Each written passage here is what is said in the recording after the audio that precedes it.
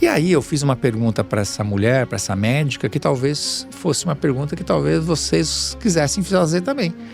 Eu disse: cara, você quando estava com a vida da sua mãe nas mãos, por um fio, você não ficou nervosa? Você não ficou tensa? Ela me respondeu um sorriso, dizendo assim: César, só fica nervoso quem não sabe o que está fazendo. Você tem noção de quantas vezes eu treinei esse protocolo? Eu sabia exatamente o que eu tinha que fazer. Se a minha mãe tivesse que ser salva, era fazendo a coisa certa, que eu sabia fazer. Então nessa hora você não fica nervoso, você não fica tenso, porque você sabe o que está fazendo. E eu nunca mais me esqueci disso. Olha. Você está fazendo um negócio, você está tenso, você está nervoso, é que você não está pronto. Você não está preparado.